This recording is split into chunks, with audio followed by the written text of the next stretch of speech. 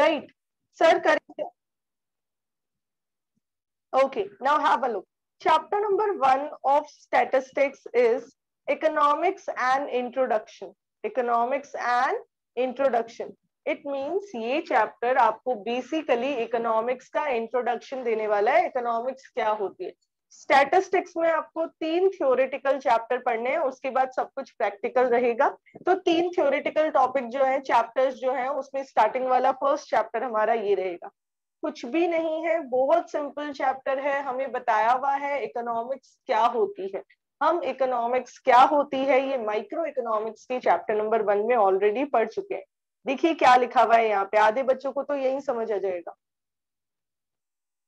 Introduction of economics. We know that we study economics because of, कौन बता रहा है, what is the root cause of economics? क्यों पढ़ते हैं हम economics? Be quick. Yes, unmute and speak. Why do we study economics? Scarcity. Ma'am, because of scarcity of resources. बिल्कुल, very good. Because of scarcity of resources, we go with economics, right? तो बस यहाँ पे वही चीज दोबारा बताई हुई है. Okay, can anyone tell me any one meaning of economics? आपके अकॉर्डिंग इकोनॉमिक्स की कोई भी एक डेफिनेशन आप में से कौन बता सकता है? Who will tell us the meaning of economics? Any one definition? Recall कीजिए और हैंड रेस कीजिए जल्दी से. थोड़ा सा लोडिंग करना पड़ेगा माइंड में. Okay, yes, Pankaj will tell us. Yes Pankaj. Ma'am, definition of economics. Yes.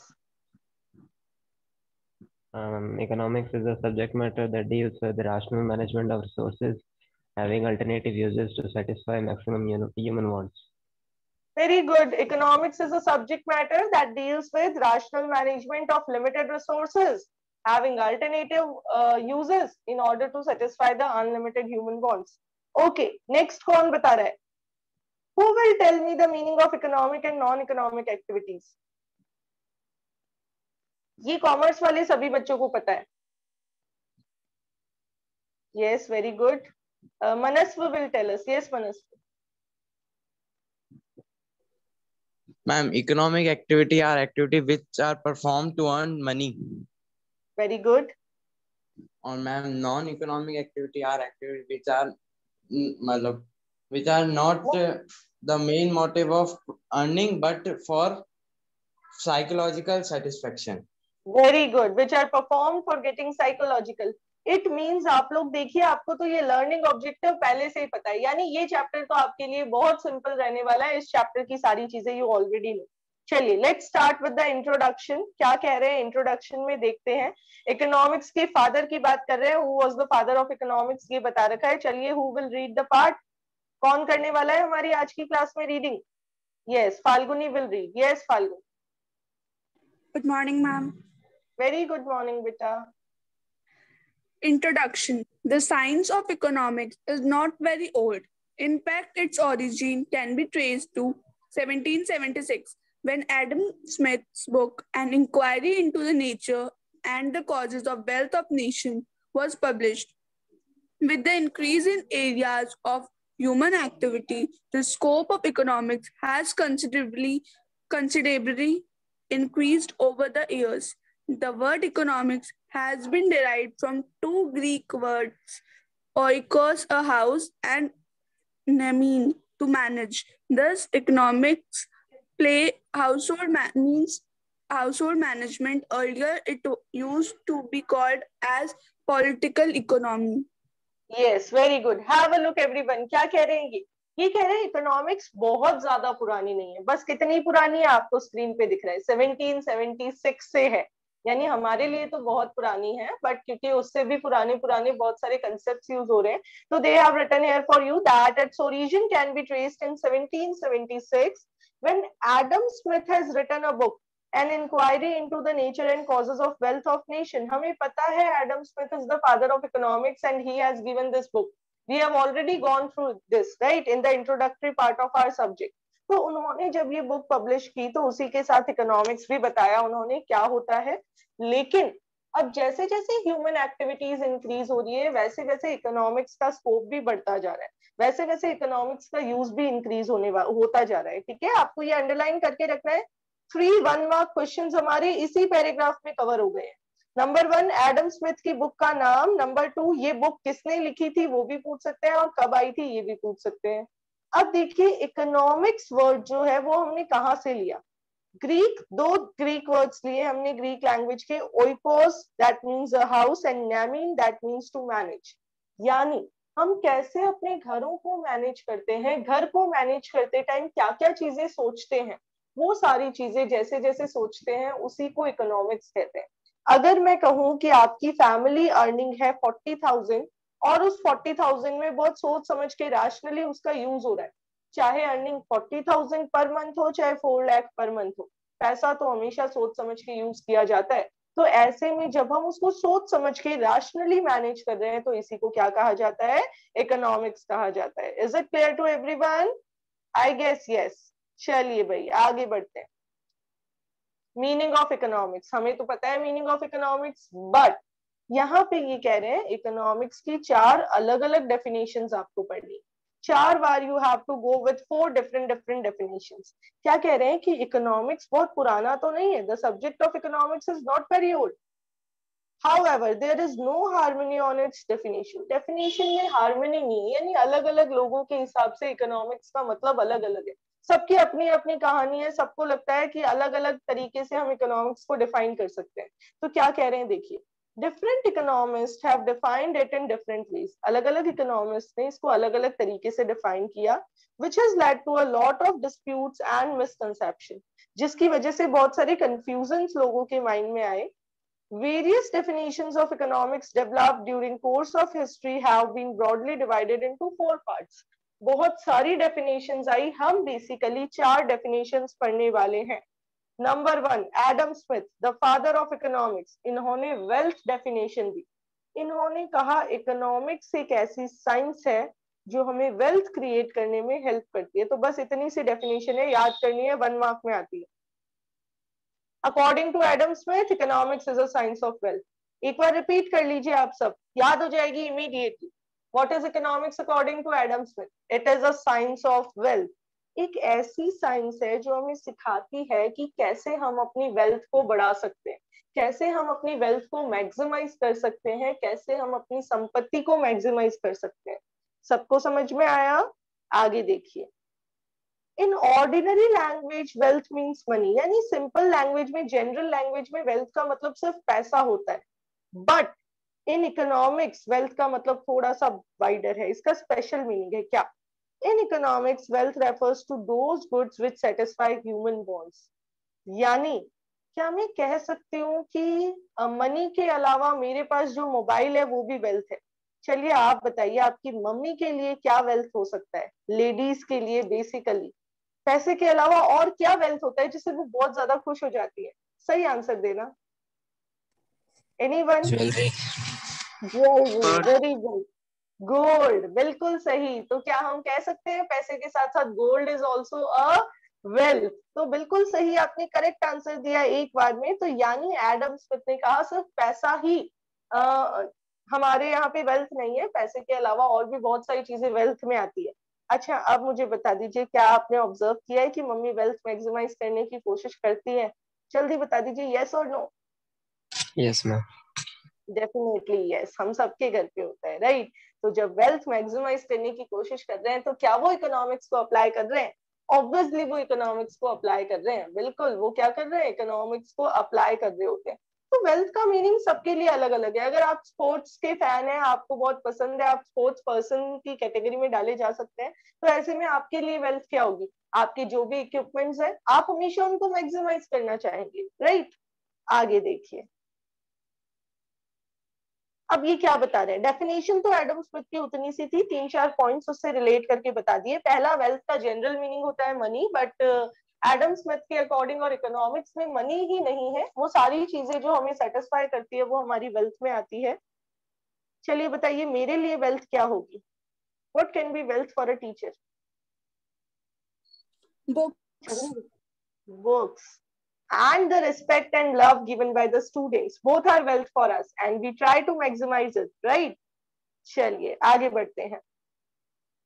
Adam Smith was of the view that economics is concerned with problems arising from wealth getting and wealth using activities of people.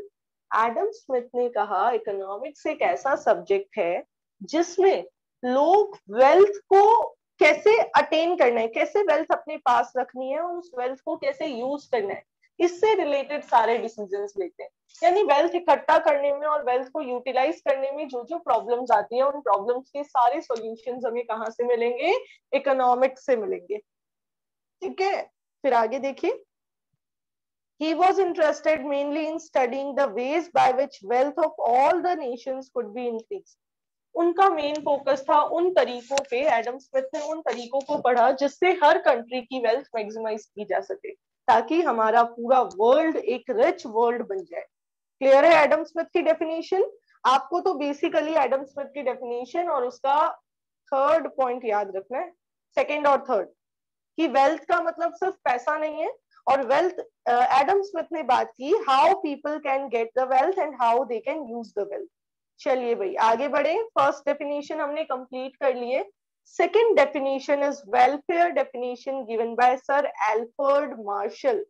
किसने? ये भी एक बहुत बड़े economist रहे हैं, Alfred Marshall, भूलना नहीं आप इनका नाम, एल्फ्रेड मार्शल। हम जब माइक्रो इकोनॉमिक्स का सेकंड चैप्टर पढ़ेंगे ना तो हम मार्शल की एक थ्योरी पढ़ेंगे। ठीक है, तो देखिए एल्फ्रेड मार्शल ने वेलफेयर डेफिनेशन दी इकोनॉमिक्स की। क्या कहा इन्होंने, देखिए जरा पढ़ के देखते हैं। Economics is a study of man in the ordinary business of life. यानी इकोनॉमिक्स एक इंसान की स्टडी है। ऑब्वियस सी बात है ना, जानवरों की तो वेल्थ होती नहीं है। अगर आपके घर पे एक पेट है तो क्या उस पेट को भी गोल्ड चाहिए होगा क्या? Definitely no. उनके लिए कोई भी वेल्थ नहीं होती है, वेल्थ तो होती है हमारे लिए, हम ह्यूमन बींग्स के लिए। तो हम ह्यूमन बींग्स की ही स्टडी इकोनॉमिक्स करेगा। तो फर्स्ट सेंटेंस तो बहुत सिंपल सा है कि एक ह्यूमन बींग की ऑर्डिनरी लाइफ में जब वो ऑर्डिनरी अपना काम कर रहा है, उस काम में हम उसको स्टडी कर रहे हैं, तो हम इकोनॉमिक्स परफॉर्म कर रहे हैं। आगे ये सब्जेक्ट करता क्या है, उसको पढ़ के क्या देखना है? It inquires how he gets his income and how he uses it. यानी इकोनॉमिक्स एक ऐसा सब्जेक्ट है जो ह्यूमन बीइंग को ऑब्जर्व करता है और ये देखता है कि कैसे ह्यूमन बीइंग पैसा अर्न कर रहा है और कैसे वो उस पैसे को यूज कर रहा है। How human being is earning money, how he is getting his income and how he is utilising his income. Is it clear to everyone? जल्दी से बता दीजिए, सिंपल सी डेफिनेशन है, क्या आपको समझ में आ गई है? All right, very good. चलिए आगे बढ़े। So we have learned two definitions. Number one, wealth definition given by Sir Adam Smith, father of economics. According to him, economics is a science of wealth. Number two, welfare definition given by Alfred Marshall. According to Alfred Marshall, what is economics? It is a study of men. Men की study है, human being की study है. In the ordinary business life, उसकी ordinary life में it inquires how he gets his income and how he uses it. ये check करता है कि एक इंडिविजुअल कैसे इनकम अर्न करता है और कैसे उस इनकम को यूज करता है। चलिए भाई आगे बढ़ते हैं। 10 इसी डेफिनेशन के 3 points. It is on one side the study of wealth and on other more important side it is a part of study of men. यानी ये भी रिलेट तो वेल्थ से ही है, वो कैसे पैसा कमाएगा और कैसे यूज करेगा। तो पैसा कमा के तो वो वेल्थ ही इकट्ठी करने वाला है। तो एक साइड पे हम क्या कर रहे हैं, हम वेल्थ की भी बात कर रहे हैं, बट दूसरी साइड हमने मेन को यहाँ पे रख दिया है कि ह्यूमन बीइंग कैसे काम कर रहा है। ठीक है, फिर according to Marshall the primary object and end of economics is promotion of material welfare which is a part of human welfare. इन्होंने क्या कहा कि भाई वेल्थ से भी ज्यादा जरूरी वेलफेयर है। आप सोचिए अगर हमारे घर पे हर मंथ सेविंग करके हम ज्वेलरी खरीदते रहते हैं लेकिन जो हमारी जरूरी चीजें हैं, वेलफेयर रिलेटेड वर्क है, वो नहीं करते तो किसी भी काम की नहीं आपकी ज्वेलरी। क्या सोनू सूद अभी फेमस हो गया? क्या कौन बता रहा है क्यों फेमस हो गया? Welfare, social welfare. Sonu Sood, हाँ वेलफेयर बताइए। कर रहा है। बिल्कुल वेलफेयर कर रहा है। वेल्थ तो सबके पास है लेकिन वेलफेयर लिमिटेड लोग कर रहे हैं। तो ऐसे टाइम में जो लोग वेलफेयर कर रहे हैं वो लोग फेमस हो रहे हैं, राइट? तो इसने यही कहा कि ह्यूमन बीइंग का एक पर्पस वेलफेयर प्रमोट करना भी होता है, और वो जब इनकम अर्न कर रहा है तो उसका टारगेट है प्रमोटिंग द वेलफेयर, खुद का भी और अपनी फैमिली का भी। तो इन्होंने क्या किया, शिफ्ट कर दिया है एम्फेसिस वेल्थ से वेलफेयर पे। इन्होंने कहा वेल्थ तो जरूरी है पर उससे भी ज्यादा जरूरी वेलफेयर है। आपकी वेल्थ तभी यूजफुल है जब आप वेलफेयर करो। अगर आप वेल्थ क्रिएट कर पा रहे हो बट वेलफेयर नहीं कर पा रहे हो तो your wealth is of no use. तो आप सबको भी ये ध्यान रखना है कि आज से 4 साल 5 साल 6 साल बाद जब आप वेल्थ क्रिएटिंग बन जाएंगे तो आपका क्या टारगेट होना चाहिए, अपनी वेल्थ से थोड़ा बहुत वेलफेयर भी करिए। किसी के घर पे करते हैं तो बताइए कि हम ये वेलफेयर एक्टिविटी हर मंथ करते हैं। आजकल तो बहुत सारे लोग करते हैं। Anyone share with us? No one? Yes Lakshya. Ma'am orphanage में देते हैं, बहुत ही बढ़िया बात है। चलिए, तो हमें क्या करना चाहिए basically, if we are able to earn a income that fulfils our needs. Needs means basic needs, पूरी नीड्स तो कभी फुलफिल हो ही नहीं सकती because human needs are unlimited. तो अगर हमारी बेसिक नीड्स पूरी हो रही है तो हमारी ये कोशिश होनी चाहिए कि हम दूसरों की भी हेल्प करें। क्यों हेल्प करें? क्योंकि हम ह्यूमन बींग्स हैं, हमें भगवान ने बनाया है ताकि हम वेलफेयर प्रमोट कर सकें। तो आपको भी ये ध्यान रखना है। और वेलफेयर करते टाइम शो ऑफ नहीं करे, है ना, सेल्फीज क्लिक करके व्हाट्सएप स्टोरीज पे नहीं लगाएं। चलिए आगे बढ़ते हैं। So we have completed 2 definitions of economics. Number 1 the wealth definition and number 2 the welfare definition. Number 3 definition आपको already पता है, बस इस definition में थोड़ी सी editing कर दी गई है। जो definition आपने पढ़ी है ना, economics is a subject matter that deals with rational management, वो वाली डेफिनेशन है, बस उसको यहाँ पे थोड़े टेक्निकल वर्ड्स यूज करके एक्सप्लेन किया गया। देखते हैं जल्दी से। पहले तो किसने दी ये डेफिनेशन? ये डेफिनेशन दी प्रोफेसर लियोनेल रॉबिन्स। ठीक है, लियोनेल रॉबिन्स ने दी, आप रॉबिन्स वर्ड यूज कर सकते हो। रॉबिन्स ने ये डेफिनेशन दी। रॉबिन्स ने क्या कहा देखिए, according to him economics is a science which studies human behaviour. यानी वापस इकोनॉमिक्स एक ऐसे सब्जेक्ट है जो ह्यूमन बिहेवियर की स्टडी करता है। तो economics is a science which studies human behaviour. आगे ह्यूमन बिहेवियर कैसे स्टडी कर रहा है? As a relationship between ends and scarce means, as a relationship between ends and scarce means, ends यानी हमारी जो अल्टीमेट वांट्स है, जो हमारा एंडिंग पॉइंट है, जो हमारा टारगेट है, जो हम अचीव करना चाहते हैं, उसके लिए वर्ड यूज होता है एंड। तो एंड मीन्स हमारी वांट्स, और उन वांट्स को फुलफिल करने के स्केर्स रिसोर्सेस। तो एंड स्केर्स मीन्स, यहाँ इस मीन्स वर्ड का मतलब है साधन। क्या मीनिंग है? साधन, रिसोर्सेस। ठीक है, आप इसके नीचे लिख लीजिएगा रिसोर्सेज, ये मीनिंग वाला मीन्स नहीं लिखा हुआ है। और जब भी रिसोर्सेज की बात करते हैं तो रिसोर्सेज के साथ क्या ऐड हो जाता है? which have alternative uses। Resources के यूजेस कैसे हैं? अल्टरनेटिव है। तो चलिए, लर्निंग करने में आपको थोड़ी सी मेहनत करनी पड़ सकती है, हम दोबारा समझते हैं। According to Professor Robbins, what is economics? It is simply a science which studies human behavior। Human behaviour की स्टडी करने वाली एक साइंस है। आगे ह्यूमन बिहेवियर कैसे पढ़ना है? As a relationship between ends, ends यानी हमारी जो वांट्स हैं जो हमें फुलफिल करनी है, एंड स्केयर्स मींस यानी limited resources which have alternative uses. अब एक बात आपको दिमाग में क्लियर कर लेनी है, अगर क्वेश्चन में आपको पूछे right the scarcity definition of economics, आप उसमें ऑथर नहीं बन सकते।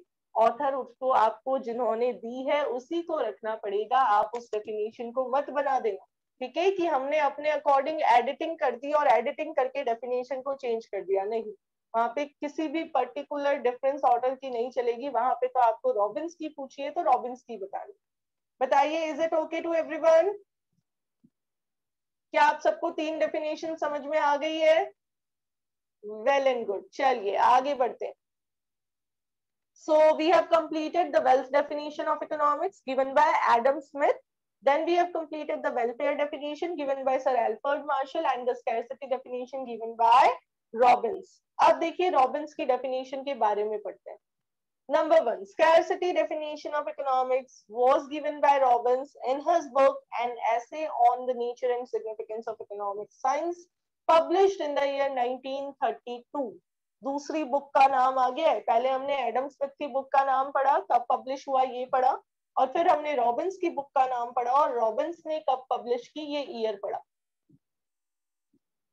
बस ये पार्ट तो आपको ऑलरेडी आता है. Scarcity definition is based on the following fundamental characteristics of human existence which gives rise to economic problem.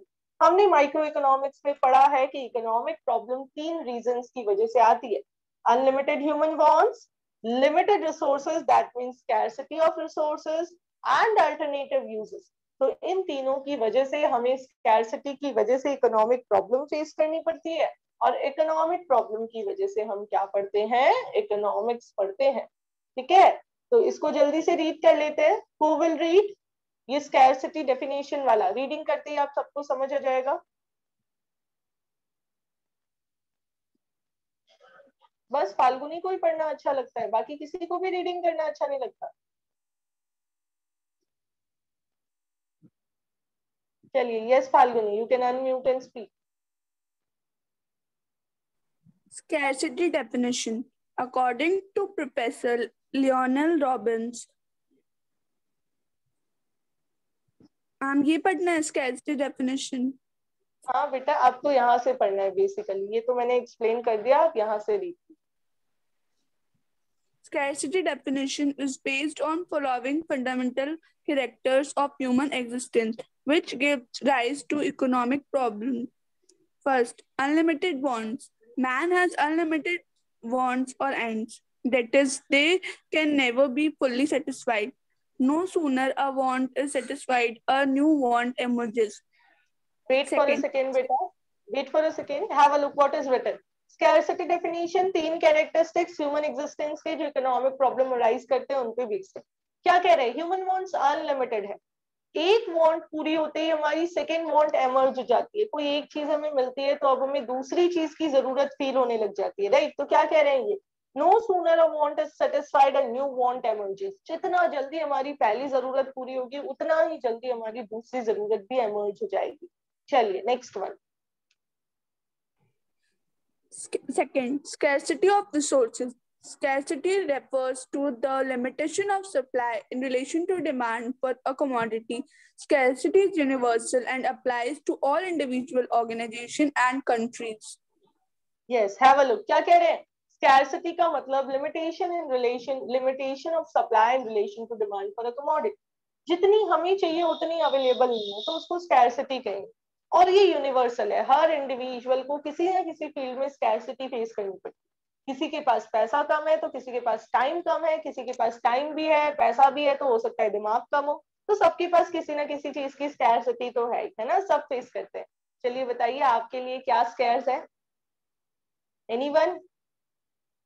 आप किस चीज की स्कैर्सिटी फेस करते हैं? आपको कभी कभी क्या लगता है कि क्या स्कैर्स है? अभी देखना, जब आपके 15 दिन के समर ब्रेक होंगे तो आपको लगेगा समर वेकेशन स्कैर्स. संडे वाले दिन आपको लगता होगा कि आपका टाइम लिमिटेड है, हफ्ते में एक ही बार आता है और जल्दी से खत्म हो जाता है. राइट, चलिए आगे बढ़ते हैं. डेटा हो सकता है हमें एक दिन में वो भी स्कैर्स लगे. Third point, yes, have a look, read it. Alternative uses. Resources are not only scarce, but they also can also be put to various uses. It makes choice among resources more important. क्या कह रहे हैं कि resources खाली limited नहीं है, उनके uses भी बहुत सारे हैं. अगर हमारे 2 GB पर डे का डेटा पैक लाया हुआ है तो ये लिमिटेड तो है, साथ में इसके बहुत सारे यूजेस भी हैं. हम क्लास अटेंड करने के बाद सारी पीडीएफ्स डाउनलोड कर लें, या फिर हम अपना फेवरेट गेम खेल लें, या हमारा फेवरेट यूट्यूब वीडियो देख लें. तो जो भी है हमारे पास इसके मल्टीपल यूजेस अवेलेबल है. हमें सोचना पड़ेगा कि कौन सा यूज हमारे लिए ज्यादा इंपॉर्टेंट है और कहाँ हमें अपने गिवन रिसोर्स को यूज करना है. राइट, चलिए आगे. According to Robbins, these fundamental characteristics are found everywhere in all countries.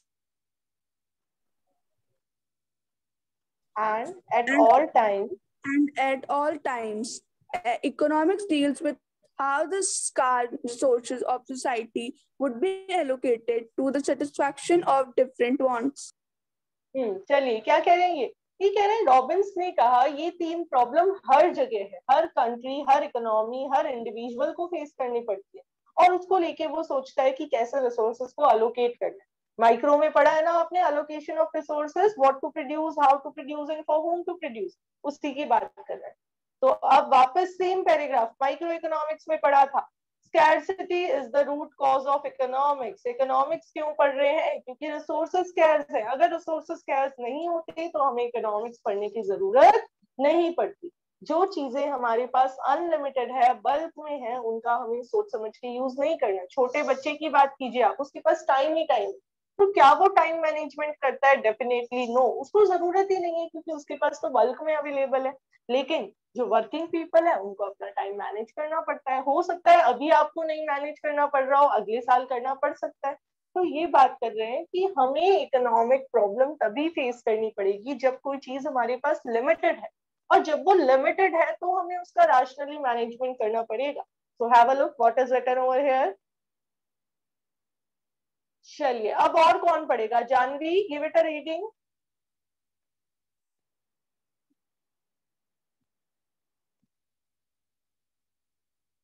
Janvi कहाँ हो गए, गायब हो गए जानवी आप? Okay, Naina will read. Yes Naina. Ma'am scarcity is the root यहाँ से पढ़ना है। यस बेटा। Scarcity refers to a situation when resources are not enough to satisfy all the wants of its people. Scarcity is pervasive and is pervasive. a fact pervasive and is a fact of economic life for each and every individual in the whole world. Scarcity of resources is the basic reason of existence of economic problem in all economies. There would have been no economic problem if resources were not scarce. Okay, have a look everyone, क्या कह रहे हैं? ये कह रहे हैं scarcity is a situation when resources are not enough to satisfy all the wants of its people.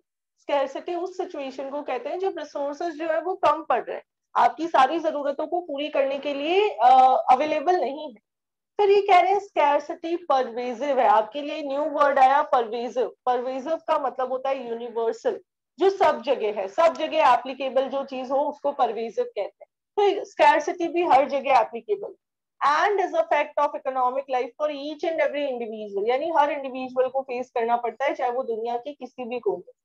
फिर ये कह रहे हैं स्कैर्सिटी ऑफ रिसोर्सेज की वजह से ही इकोनॉमिक प्रॉब्लम फेस करते हैं। अगर स्कैर्स नहीं होते रिसोर्सेज तो कोई इकोनॉमिक प्रॉब्लम भी नहीं होती, और प्रॉब्लम नहीं होती तो इकोनॉमिक्स भी नहीं होता। चलिए अब आगे क्या कह रहे हैं देखिए। हमारी डेली लाइफ में भी स्कैर्सिटी है।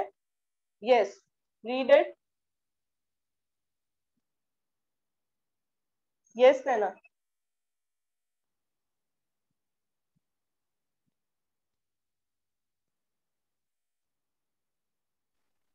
Scarcity affects our daily life.